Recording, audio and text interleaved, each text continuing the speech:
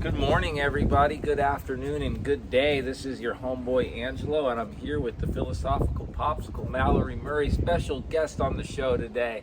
And we're out here in nature. Well, I guess everything is nature, right? On the sidewalk. So come on down, say hello if you're in the neighborhood. We're out here just moving and getting that sunshine because sunlight is the giver of life on earth. So we got to move the body every day. Move the body. Woo. The tree is blocking a little bit of light, so I gotta make sure my face gets out into the sunlight. Whatever it does, whatever it takes, just move the body, stretch the body, extend the body. You don't want to have things get clogged up. You don't want to have to get things backed up. And Mallory and I have been on a water fast for almost 2 days now. We're just clearing out the gut. It's essential to fast. You notice when anybody has anything they're working through or anything they're working on, you want to get in and fast. That means resting your body, resting your gut microbiome, because all disease begins in the gut, as our friend Hippocrates once told us. He also says, heal thy gut, heal thy life. Maybe I said that, but it's something like that.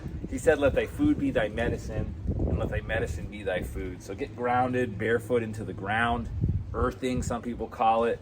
So important because you're soaking up those negative ions from the earth.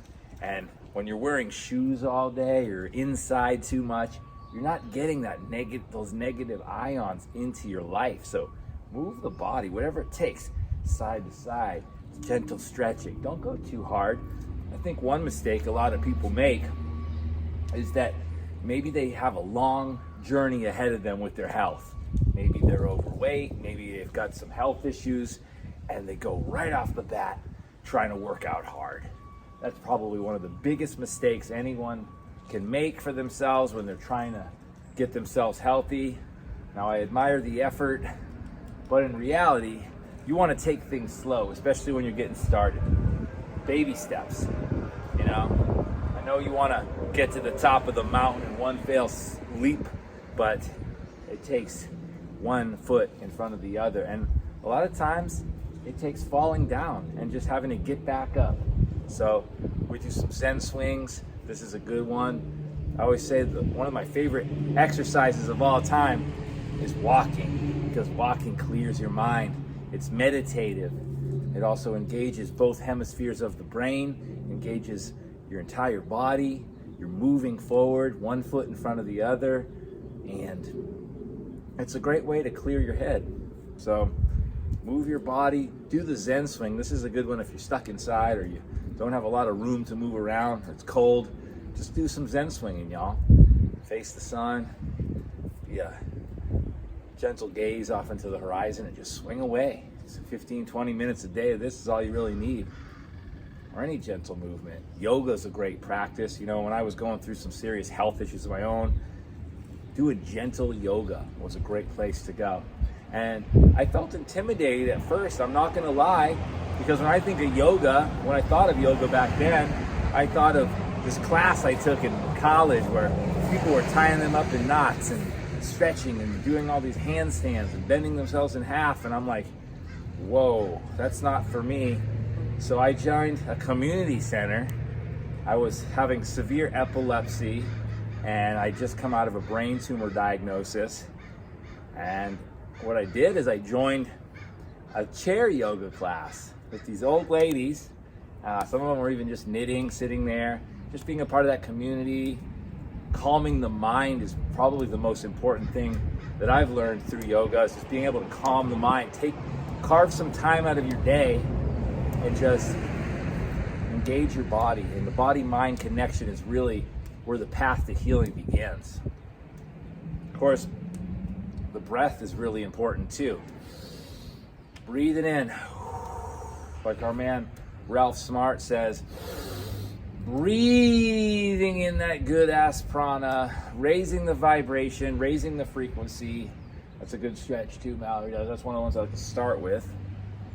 And from that gentle yoga course, that chair yoga course, I moved up to a gentle yoga course where I was on a mat. We were doing some really basic stretches, some breath, and some shavasana, which is an important key fundamental pose in yoga. You're basically just laying on your back, calming your mind, feeling into your body.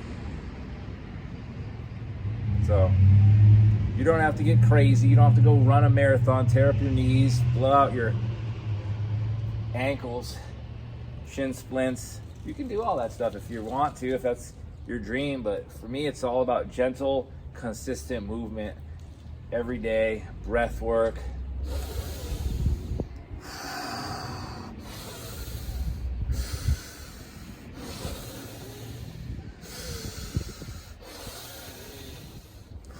Alkalize the body, baby.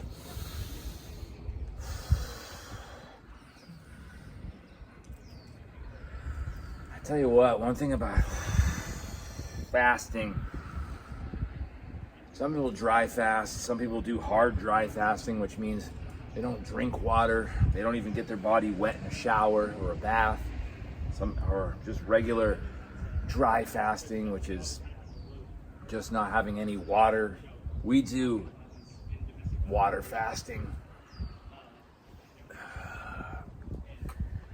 Dry water fasting would mean you're drinking water, but you're not getting into water. You're not getting into a shower. But I'm not so concerned with that. But there's a thing to it where if you are showering in tap water, then whatever your skin is exposed to, that is soaking into your dermis and into your bloodstream within 25 minutes or so. So you want to make sure if you're taking a shower, have a filter on the head of the shower. And if you can't, that's impossible, keep your showers short and keep them cold, because hot water, when there's toxins in the shower water, it's going to create steam, it's going to create gas.